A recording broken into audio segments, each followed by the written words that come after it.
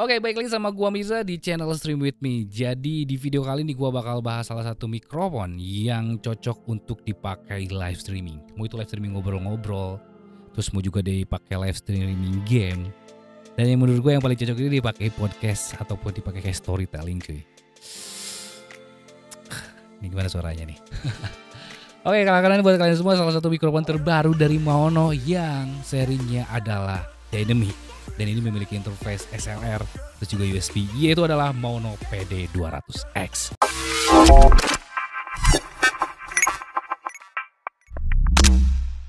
Oke, jadi kita bakalan live review di sini menggunakan si mikrofon ini, yaitu adalah Maono PD200X. Plus juga interface-nya yang kemarin kita bahas yaitu adalah Maono Caster E2. Nah, kemarin kan kita cobanya pakai Shure SM7B. Nah, cuma sekarang kita bakalan kombinasikan antara Maono plus dengan Maono-nya, gimana hasil suaranya cuy. Kalian bisa bandingin, wah ternyata ya harga nggak menjamin tuh ya, Shure SM7B suaranya kok kayak begitu. Ternyata lebih cocoknya pakai Maono juga ya, mikrofonnya Maono juga yang jauh lebih murah. Nah, kalian mungkin bakal nanti ada keluar perseptik seperti itu. Nah oke, jadi di seluruh video ini cuy gue bakal jelasin juga bahwa semuanya ini bakalan audionya tuh direkam langsung menggunakan dari si mikrofon Maono-nya ini yang seri yang pakai versi XLR-nya, plus juga nanti ada versi USB-nya dengan interface-nya langsung menggunakan Maono Caster E2 nih cuy. Sebagai perbandingan sama juga biar kalian ngerasain wah ternyata suaranya tuh enak ataupun enggaknya tuh kayak gimana ya cuy ya. So oke, sekarang kita bakalan langsung bahas yang pertama itu adalah what's in the box, kira-kira apa aja sih dalam kemasannya sih kita membeli langsung si mikrofon Maono PD200X ini. Pertama kita akan mendapatkan langsung unit mic dan juga si shockmount-nya ini cuy. Jadi dia tuh langsung built-in ya, kalian gak harus lagi beli si shockmount-nya ini yang dia udah langsung nempel. Nah tapi menurut gue sih gue kayak kurang dapat aja sih ya untuk masalah si desain yang seperti ini. Gue lebih suka kayak mungkin lebih kayak Audio Technica BP 400 atau BP 600 yang dia tuh langsung kayak digantung gitu cuy ya. Kalau ini kan dia terlalu kayak gimana. Nah tapi sebenarnya ada bagusnya juga ya si shockmount seperti itu, dia untuk kayak lebih meredus lagi kayak getaran-getaran kayak gitu cuy di saat kita nanti lagi pengen podcast ataupun pengen pengambilan suara kayak gitu cuy. Nah, lalu kita mendapatkan kabel Type C to Type C dengan konverternya Type A. Jadi dia ini kalau misalkan kalian nggak punya soundcaster ataupun juga kalian nggak punya alat podcaster, kalian nggak punya juga sound card, kalian bisa langsung nyolokin si mikrofon ini langsung ke dalam si PC kalian. Di sistemnya dia langsung plug and play ya, enak banget. Nah, lalu kita mendapatkan juga documentation box cuy. Nah, sebagai informasi juga untuk harga dari si Maono ini, Maono PD200 ini udah harga di range di 1 jutaan ya cuy ya. Yang menurut gua untuk dynamic mikrofon ya di era 2023 semakin murah aja. Dulu tuh nggak ada dynamic mikrofon yang desainnya seperti ini harganya 1 juta, nggak ada. Itu paling murah dulu gua beli Samsung aja itu 2,5 juta cuy ya. Nah, oke kita lanjut sekarang langsung ke pembahasannya. Yang pertama di sini untuk desainnya ini, dia ini ya khasnya dynamic mikrofon yang mirip dengan Shure SM7B ataupun dynamic mikrofon yang memang disusun untuk podcaster gitu cuy. Dan gua suka banget. Cuman ya itu satu kelemahannya yang menurut gue yang gua suka desain ditambahan dari shockmount-nya. Coba jadi langsung gantung ya, menurut gue nih jadi udah jadi desain yang perfect banget sih kayak gitu cuy. Lalu dia memiliki ada knob volume mic in dan monitoring. Nah, jadi di saat kalian nanti pengen ngegedein gain volume dari si mikrofon ini, kalian tinggal putar-putar aja. Kalau misalnya kalian pengen sambil monitoring, dengerin suara langsung kayak gini, tinggal dipencet aja di tab dari si knob volumenya itu cuy. Nah, tapi terkecuali di saat kita menggunakan sound card ataupun kita menggunakan mode XLR-nya ini, ya fungsi tombolnya juga nggak bisa, dan LED-nya pun di sini tetap mati karena kita menggunakan sistemnya analog ya cuy ya. Jadi hanya berfungsi di saat kita menggunakan yang versi USB-nya. Nah lalu kita mendapatkan di belakangnya itu ada port XLR dan juga USB Type C yang bisa kalian opsional, kalian mau pilih yang mana ya. Tapi ya kalau gua mah anaknya analog banget dan lebih sukanya sih yang port XLR ya. Anaknya analog gitu. Cuma ya gini, kalau analog tapi kita coloknya ke soundcasternya Maono ini kayak ada itu, ada noise-nya masih tetap aktif. Tapi ini gue lagi aktifin ya. Kalau misalnya kita matiin di noise-nya, nah ini high kita matiin. Nah ini denoise-nya gue matiin ya aman sih, aman. Dan menurut gue ini salah satu dynamic mikrofon yang memiliki volumenya agak tinggi ya dibanding Shure SM7B sih cuy, kayak gitu ya. Nah, lalu ada button RGB yang kita bisa matiin dan ataupun kita rubah ya, ataupun kita juga bisa modifikasi dari si button RGB ini. Tapi gue belum coba kalau misalkan gini ada drivernya apa enggak, bisa customize atau enggak gitu. Gue belum coba langsung karena kita langsung colokin nanti ke MacBook cuy. Jadi di sana nggak akan terinstall langsung drivernya ya. Nah dulu ada port 3,5 jack mm di belakangnya untuk kita bisa monitoring di saat kita menggunakan yang versi USB-nya nih. Oke, selanjutnya kita bahas untuk build quality-nya. Menurut gua build quality-nya di sini dia unik banget ya. Dia kayak pembuatannya dari kayak ada besi gitu. Bukan besi tapi di aluminium. Kalau besi kan dia, kalau misalnya ini kan gua ada magnet nih. Harusnya dia nempel di walletnya tapi enggak. Dia ini bahannya aluminium sehingga kayaknya dia bakal lebih reduce lagi untuk noise. Jadi dia bisa aman banget jika kita menggunakan versi USB ataupun versi XLR-nya tuh noise-nya bisa di reduce. Gue suka banget dengan ya mikrofon yang dipikirkan dari segi desainnya ini aluminium. Kayak mic-nya Beehive punya pun juga dibuatnya dari aluminium sehingga tidak ada yang namanya noise cuy ya. Kayak gitu, keren banget ya. Nah, lalu di sini juga shock mount-nya itu terbuatnya dari plastik di sini dan ringan. Menurut gue ini jadi porsi yang ringan. Shock mount plastik, bahannya aluminium, ngebuat si mic ini ringan. Kirain gue tuh berat si Shure FX7, ternyata dia jauh lebih ringan cuy. Dan hati-hati banget saat kalian memilih yang namanya boom amp. Kalau kalian memilih boom ampnya yang terlalu buat yang tinggi ya, dipakai kayak yang punyanya miliknya Rode, itu kalian nggak akan bisa. Kalian harus yang biasa-biasa aja. Ya ataupun kalian bisa pakai yang punya Elgato ini cuy. Elgato Wave ini ya. Elgato Wave Dex, apalah namanya gue lupa lagi ya. Nah, selanjutnya di sini untuk WinForm-nya juga oke di sini. Cuman gue sayang banget di sana nanti kalau kalian ngerokok kayak gue, ini bolong kesunut, ini agak susah cari ekstra penggantinya ya. Nggak tahu nih mau ngeluarin apa enggak. Tapi gue suka banget dengan shock mount dengan windproof kayak gini ya. Windproof kayak gini tuh lebih keren aja di kamera, lebih gagah bisa kita pakai buat live streaming, masuk ke dalam inframe kamera lebih. Ya karena memang standarisasinya kan Shure FX7 modelnya kayak gini ya. Jadi keren aja sih gitu, keren parah ya. Nah, lalu di sini dia memiliki fitur yang menurut gua oke banget ya. Jadi dynamic microphone yang desain ini dynamic capsule, terus juga mic gain dan headphone ini ditambah tinggal memiliki volume control. Terus juga dia ini pola patternnya cardioid dan ada mute button yang kalau misalkan pakai versi yang USB, tapi kalau misalnya versi XLR kalian nggak akan dapet ya. Nah, juga ini compatible nggak hanya di PC doang, di smartphone pun juga kalian bisa. Oke, selanjutnya kita langsung masuk ke penyiksaan. Yang pertama kita masuk ke dalam treatment room ya. Kita akan cek dulu nih ruangan gue ini sudah yang setengah pakai peredam. Jadi kalau misalkan salah mic dia bisa bergema. Kita akan coba cek. Oke, perfect. Di sini dia tidak bergema dan menurut gue dia ini cocok dipakai buat di segala medan yang gak terlalu redam banget pun suara kalian gak akan terlalu bergema ya.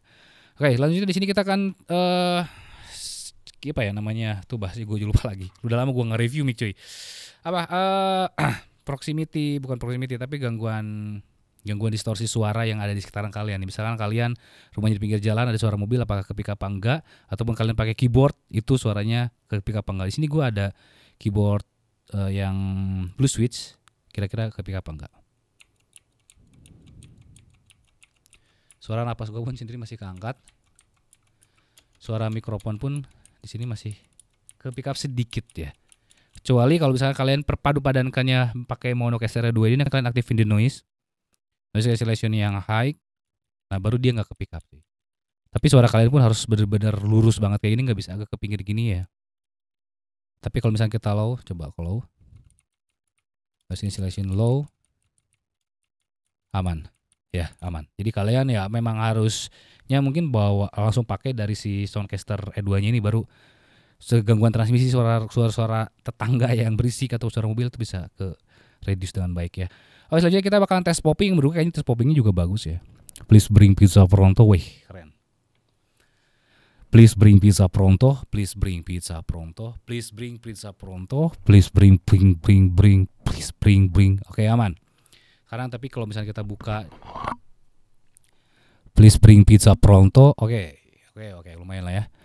Please bring pizza pronto, please bring pizza pronto, please bring pizza pronto, please bring pizza pronto. Oke.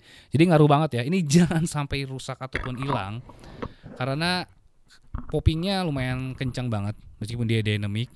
Tapi volumenya di sini ya gue hanya menggunakan volume di 6 dB. Nanti pun di editing gak akan gue tambah dB lagi. Untuk di Soundcasternya di main outputnya pun juga di sini gue hanya di jam 3 sih. Tapi poppingnya lumayan agak keras kalau misalnya kalian nggak pakai si windproofnya ini cuy ya. So jadi tetap harus dipakai. Selanjutnya kita bakal tes directional karena ini dynamic microphone. Di sini gue akan matiin fitur di noise ataupun noise yang lainnya dan kita akan cek. Cek 1 2 3 cek gimana sih? Ulangi. Cek 1 2 3 cek 1 2 3 ini jaraknya di sekitaran 3 jari, kita coba di 4 jari, cek 1 1 2 3, coba 1 5 jari. Kita akan coba mundur, layaknya kita dipakai buat gaming mobile. Suaranya semakin kecil, so jadi ini harus memang terus tempel di kalian.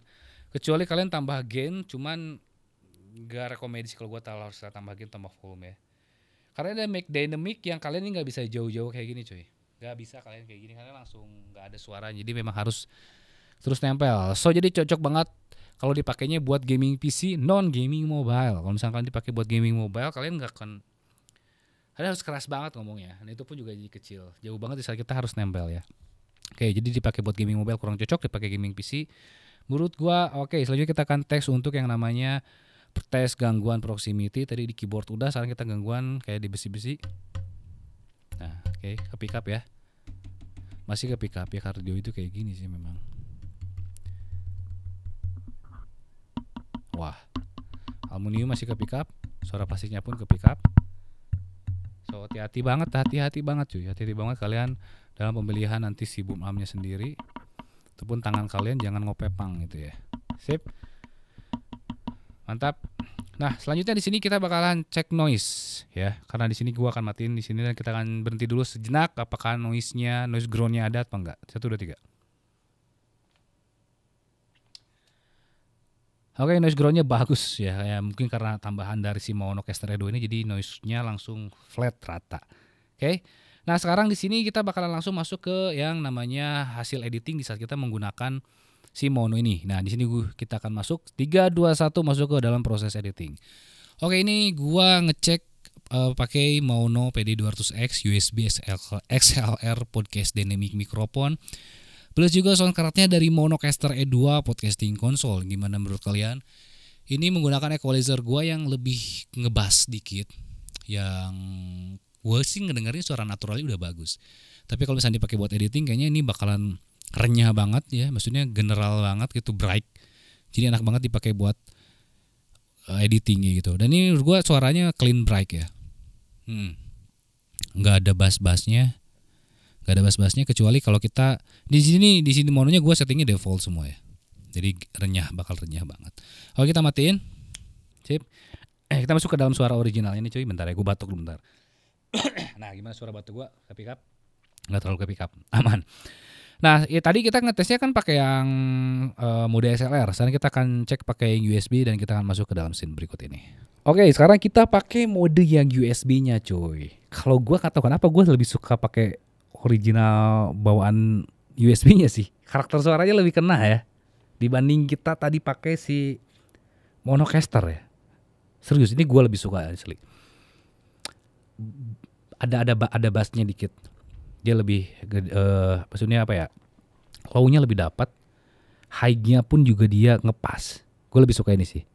Oke, kita akan melakukan pengetesan ulang. Yang pertama kita akan coba di tes popping ya. Please bring pizza pronto, please bring pizza pronto, please bring pizza pronto, please bring pizza pronto. Oke.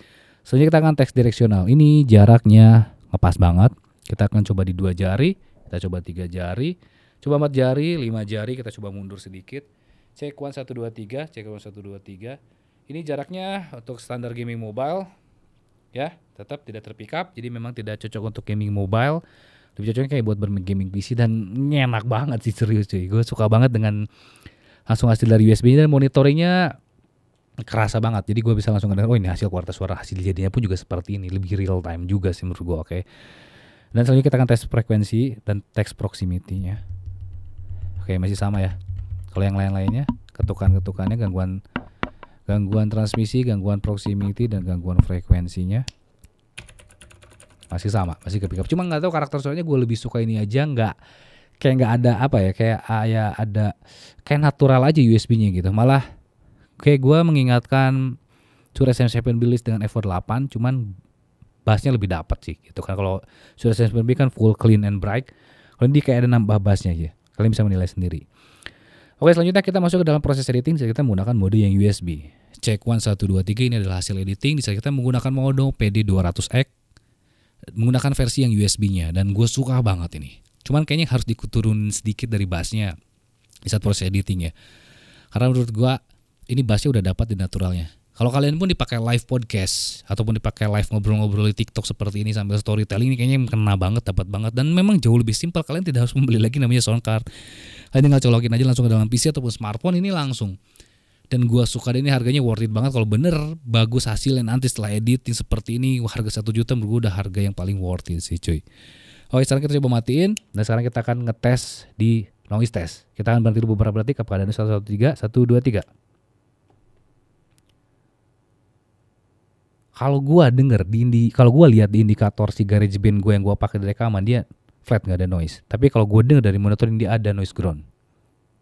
Ada noise groundnya di sini. Entah dari mana ya noise groundnya. Ya. Kalau gua denger dari monitoring ada noise ground, tapi kalau gua lihat dari indikator GarageBand-nya dia flat, aman. Ya, cuma kalau dipakai monitoring ada sedikit ganggu, ada noise ground-nya lumayan ya. Kayak gitu, kayak ada suara di listrik statis kayak gitu cuy. But so far oke banget lah, gue suka banget dengan si Maono PD200X ini, dan ini cocok banget kalau misalkan kalian dipakai langsung direct ke dalam PC. Kalian gak harus modal lagi sound card, ataupun kalian yang memang pengen lebih jauh lebih profesional, kalian pakai sound card lagi, ataupun kalian pakai podcaster, itu masih cocok. So oke, sekarang kita masuk ke dalam kesimpulannya ya. Untuk harga dynamic microphone di harga 1 juta menurut gua worth it, karena saingan dia itu hanya mungkin nanti Vivin ya. Behave belum ngeluarin, suatu saat Behave ngeluarin ini bisa jadi pesaing Behave yang oke sih. Ini gue suka banget dengan karakter kayak gini nih. Ya mudah-mudahan nanti kita Behave bisa ngeluarin dynamic microphone dengan karakter suara kayak gini biar.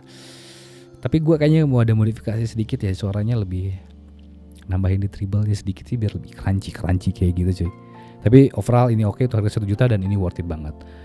So menurut gue kalau misalnya kalian yang memang fanatik mic seperti gue, ini wajib kalian punya cuy untuk koleksi mikrofon kalian, ataupun kalian yang belum punya mikrofon, wajib banget pakai mikrofon dynamic ini untuk kreativitas kalian biar suara kalian tuh lebih didengar lagi sama orang-orang cuy ya. So oke, mungkin saja untuk video dari gue, dan jangan lupa dan pada waktunya hormati gurumu, saya temanmu, itu tadi Komper Budiman. See you next video. Bye bye.